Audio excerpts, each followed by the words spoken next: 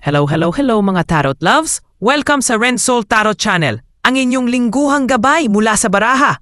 Kung gusto mong malaman ang enerhiya ng darating na linggo, love, career at life, tara, silipin natin yan dito sa iyong paboritong Tarot Tambayan.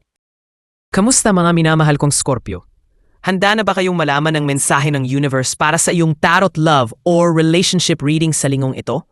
Para sa bidyong ito, kayo naman ang may kafayahang mamili ng isang set ng card upang malaman ang inyong lingguhang gabay mula sa universe. Sama-sama nating hanapin ang bukas na inilaan para sa iyo.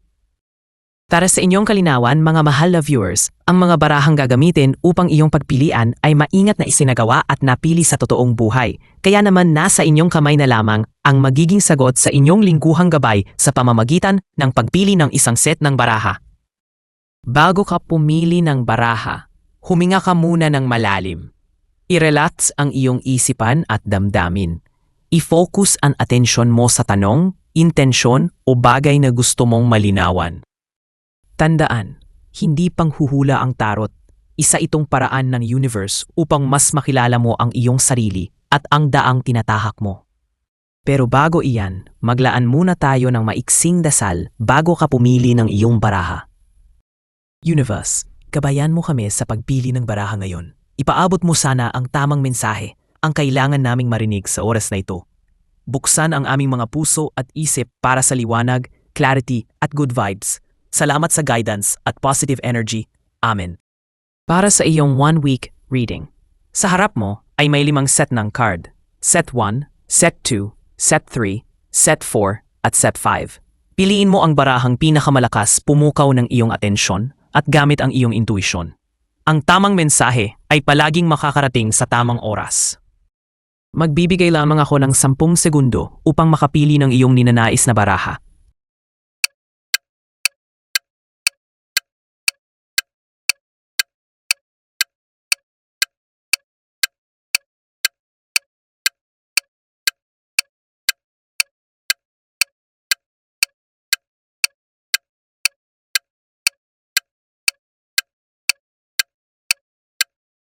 Mula sa puntong ito ay marahil nakapili ka na ng iyong gabay para sa mga araw na ito.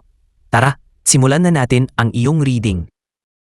Para sa mga pumili ng set number 1, ang iyong napili ay The Emperor, The Moon, The Tower. Ngayong June 8 hanggang June 14, 2025, Scorpio, ang hatid ni The Emperor sa iyong love life ay kontrol at disiplina. Maaaring ikaw o ang iyong karelasyon ay mas magiging dominante o may strong desire na iayos ang relasyon ayon sa sariling pananaw. Ikaw ba ang gustong ay laging tama o baka siya? Ang barahang ito ay nagsasabing may need for structure. Pero tandaan, ang pagmamahalan ay hindi parang kumpanya na pinapatakbo. Dapat may lambing din. Single ka, someone with strong leadership energy might enter your life.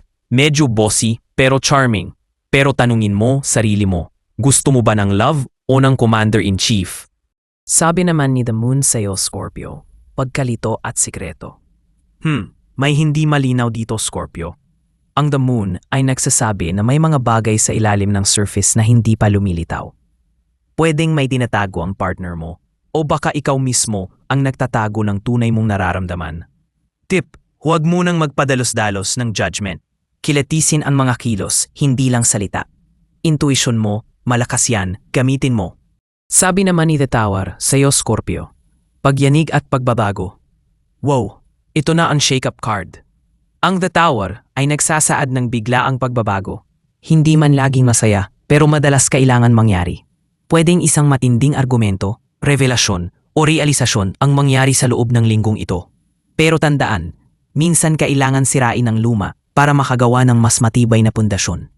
Kung ang relasyon ay nakatayo sa kasinungalingan o takot, babagsak talaga ito. Pero kung totoo ang pagmamahalan, malalampasan mo ito, Scorpio. Sa kabuuan, Scorpio, ang iyong love life na iyong June 8 hanggang June 14, 2025. Ang tunay na lakas ay hindi sa pagiging kontrolado, kundi sa pagiging bukas at tapat. Let go ng pride, harapin ang totoo at huwag matakot sa pagbabago. Minsan ang gulo ngayon ay daan sa paglinaw bukas. Para naman sa mga pumili ng set number 2, ang iyong napili ay Ace of Pentacles, The Magician, Knight of Swords. Ngayong June 8 hanggang June 14, 2025, Scorpio, ang hatid ni Ace of Pentacles sa iyong love life ay magsisimula ang linggo mo sa isang solid at promising na energy. Parang may bagong seed na itatanim sa love life mo. Pwede itong bagong kilig, isang stable na offer mula sa isang taong seryoso o simpleng realization na ready na ako sa totoong relasyon. Kung single ka, may pumasok na bago o may taong matagal mo nang kilala na biglang naging interesting sa paningin mo. At mukhang may potential ha. Kung in a relationship, may pag-uusap na may kinalaman sa future, baka tungkol sa moving in, business together, o simpleng commitment level up. Basta, may kasamang plano at practicality. Sabi naman ni The Magician sa'yo, Scorpio, alam mo ba Scorpio, this week ikaw ang may hawak ng kapangyarihan. The Magician energy is all about manifestation. Ibig sabihin, kung anong gusto mong mangyari sa love life mo, may chance itong mangyari basta malinaw ka sa intention mo at handa kang kumilos. Warning lang, huwag gamitin ang charm mo sa manipulation ha. Baka sa halip na magic, maging illusion ang lumabas. Pero kung totoo ka sa nararamdaman mo, siguradong makakakuha ka ng magandang resulta. Ang payo ni The Magician sa'yo, Scorpio, sabayan mo ng communication at clarity ang karisma mo. The universe is listening. Make it count. Sabi naman ni Knight of Swords sa'yo, Scorpio, ayan na, sa dulo ng linggo, may biglaang movement. Knight of Swords energy, mabilis, diretso, walang paligoy-ligoy. Either ikaw ito na magtatapat o magbibigay ng honest na opinion sa isang issue sa love life mo. Pwede rin namang may isang tao sa paligid mo na biglang sumugod at nagsabi ng nararamdaman niya. Naps naman Scorpio, huwag kang magulat kung may biglang confession o seryosong usapan na hindi mo ine-expect. Mukhang handa ka naman. Intense ka rin eh. Sa kabuuan, Scorpio, ang iyong love life na yung June 8 hanggang June 14, 2025. Isang linggo ng bagong simula, malakas na manifestation powers at mabilisang kilos. Ang puso mo ay handa na ulit magmahal, pero this time gusto mong siguraduhin na may direksyon, may halaga at may katotohanan. Kung may gusto ka, sabihin mo. Kung may hinihintay ka, handa ka na rin bang gumawa ng unang hakbang? At kung may darating, kilalanin mong mabuti. Hindi lahat ng mabilis ay walang lalim. Mantra mo ngayong linggo, ang gusto ko, kaya kong simulan. Ang mahal ko, kaya kong ipaglaban. Para naman sa mga pumili ng set number 3, ang iyong napili ay The Sun, Knight of Pentacles, 7 of Cups. Ngayong June 8 hanggang June 14, 2025, Scorpio, ang hatid ni The Sun sa iyong love life ay liwanag sa dilim. Ngayong linggo, Scorpio, para kang sinag ng araw sa gitna ng tagulan. May kilig at saya na darating. Kung in a relationship ka, asahan ang mas malalim na koneksyon. Parang bata kayong masayang magkausap, nagtatawanan at walang halong drama. Kung single ka naman, baka may new light na pumasok sa buhay mo. Isang taong kayang magpasaya at maglabas ng best version mo. Pero tandaan, huwag agad matunaw sa ngiti ha. Baka maging sunburn yan, imbes na love. Sabi naman ni Knight of Pentacles sa'yo, Scorpio, traidor ang paasa pero tapat ang masipag. Pagdating sa love, steady lang ang galaw mo. Hindi ka nagmamadali, pero seryoso ka. May taong either ikaw ang pinapanood dahil consistent kang magpakita ng effort o may paparating na someone na slow but sure sa intentions. Pwede ring reminder ito na true love isn't always fireworks. Minsan, nasa small, consistent actions siya. Pero teka, huwag mong hayaang ikaw lang ang gumagawa ng lahat ng effort ha. Love is a two-way road, hindi ako lang palagi expressway. Sabi naman ni 7 of Cups sa'yo, Scorpio, panaginip o pa-fall? Dito nagiging tricky, Scorpio. May options, may mga posibilidad, pero may kalituhan. Kung nasa relasyon ka, baka may mga fantasies o what-ifs kang iniisip. Maging maingat sa mga illusions. Kung single ka, baka maraming nagpaparamdam, pero hindi lahat ay totoo sa intensyon. Bago ka mag-invest ng puso, tanungin mo muna si self. Gusto ko ba siya o gusto ko lang yung idea niya? Sa kabuuan, Scorpio, ang iyong love life na yung June 8 hanggang June 14, 2025. Ang linggong ito ay parang halo-halong feelings. May sunshine moments, may real effort, pero may delikadong illusions. Ang sikreto, Balansihin ang iyong puso with your eyes open. Huwag basta-basta mahulog sa pangako, pero huwag ding matakot magmahal.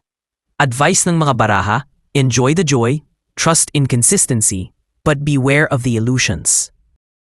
Para naman sa mga pumili ng set number 4, ang iyong napili ay Nine of Swords, Page of Swords, Five of Wands. Ngayong June 8 hanggang June 14, 2025, Scorpio. Ang hatid ni Nine of Swords sa iyong love life ay, What happened, Vela? Why are you crying again? Charot lang. Scorpio, nagsisimula ang linggong ito na puno ng isipin. Baka meron kang hindi masabi o nadarama na kinikimkim mo na para bang gabi-gabi kang sinusundan ng multo ng what if at bakit hindi niya ako ni-replyan. This card signals stress, anxiety, and regrets. Baka may nasabi kang hindi mo dapat o baka kulang sa closure ang isang sitwasyon sa pag-ibig. Ang payo ni Nine of Swords sa iyo, Scorpio. Huwag mong pagurin ang sarili mo sa kakaisip ng mga senaryo na wala pa naman sa reality. Hindi lahat ng scene-zoned ay rejection. Minsan, mahina lang signal niya o mahina ang feelings niya, char. Sabi naman ni Page of Swords sa iyo, Scorpio. Aba, nagiging mini FBI ka sa love life mo ha? Maraming tanong, maraming hinala, at mabilis ang mga mata sa social media stories. Kung may ka-MU ka o dating mahal na bumalik sa life mo, mukhang nagiging alert mode ka sa bawat kilos niya. Curious ka, pero ingat, baka masyado kang maging investigador kaysa romantic partner. Ang payo ni Page of Swords sa iyo, Scorpio. Natural lang ang magtanong, pero huwag ka munang manghula nang wala pang ebidensya. Baka sa sobrang investigative mode mo, ma-turn off pa ang tao. Sabi naman ni Five of Wands sa iyo, Scorpio. Tension alert. Maraming energy, pero hindi laging sweet. Maaaring magkaroon ng kaunting bangayan, hindi pagkakaintindihan, o kompetisyon sa love life mo ngayong linggo. Pwedeng ikaw ay nasa gitna ng love triangle, o baka naman ikaw mismo ang nagkakaroon ng internal conflict kung pipiliin mo ba ang puso o pride mo. Ang payo ni Five of Wands sa iyo, Scorpio. Hindi masamang ipaglaban ang pagmamahal, pero siguraduhin mong hindi mo rin inaaway ang taong gusto mong mahalin ka. Choose your battles. Minsan, mas powerful ang katahimikan kaysa reply na may kasamang all caps. Sa kabuuan, Scorpio, ang iyong love life ngayong June 8 hanggang June 14, 2025. Ang linggong ito ay para sa pagpapaka-OA ng sariling damdamin. Emotional ka, intuitive ka, pero baka sobrang emosyon lately. Tandaan, hindi lahat ng hindi pa malinaw ay masama. Chill ka lang, Scorpio. Kung may love issue ka ngayon, ang sikreto ay less paranoid, more trust, okay? At para naman sa pinakahuling set ng card, set number 5, ang iyong napili ay Nine of Wands, Queen of Swords, Two of Cups. Ngayong June 8 hanggang June 14, 2025, Scorpio, ang hatid ni Nine of Wands sa iyong love life ay pagod ka na bes, pero lalaban pa. Sa unang bahagi ng linggo, mukhang may emotional fatigue kang nararamdaman. Maaaring may away o tampuhan na hindi pa totally resolved. Feeling mo, lagi na lang ikaw ang nagbibigay. Pero guess what? Hindi ka sumusuko. You're wounded but wiser now. Ang payo ni Nine of Wands sa iyo, Scorpio, okay lang mapagod pero wag mong hayaang kainin ka ng overthinking. Di lahat ng hindi agad nagre-reply ay may tinatagong kalandian. Sabi naman ni Queen of Swords sa iyo, Scorpio, bawal ang pa-fall, bawal din ang paasa. Sa kalagitnaan ng linggo, mag-iiba ang energy mo. Hindi ka na masyadong emotional, mas strategic ka na. Gagamitin mo ang talas ng isip para suriin kung sino ba talaga ang karapat-dapat. May kakausap sa'yo na parang sincere, pero marunong ka na ngayong mag-filter. Ang payo ni Queen of Swords sa'yo, Scorpio. Gamitin ang utak, pero huwag kalimutang damhin ang puso. Maging direct, pero may lambing. Hindi kailangan maging Ice Queen kahit Scorpio ka.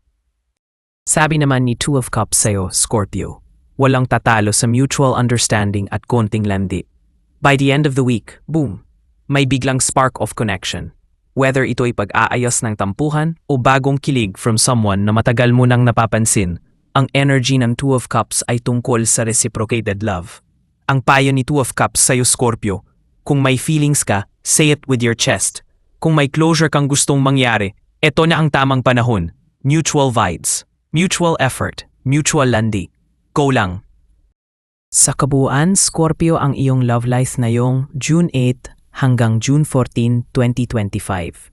Simula ng linggo, pagod ka pero laban. Gitna ng linggo, matinik ka na, di na basta-basta nagpapauto. Dulo ng linggo, kayo na ba o baka malapit na? Mantra mo for this week, Scorpio. Hindi ako bitter, marunong lang ako magbasa ng red flags. At ayan na, Scorpio, ang iyong tarot love or relationship reading para sa linggong ito. Sana'y nakatulong ito upang bigyan ka ng gabay at inspirasyon sa mga darating na araw. Tandaan, ikaw pa rin ang may hawak ng iyong kapalaran. Gamitin mo ang mga mensaheng ito bilang ilaw sa iyong landas. Kung nakaresonate sa iyo ang reading na ito, huwag kalimutang i-like, i-share, mag-subscribe at i-click ang notification bell para sa mga susunod pang readings. Muli, ito ang Ren Soul Tarot Channel. Maraming salamat sa panonood at magkita-kita tayo muli sa susunod na readings. Ingat ka palagi, Scorpio!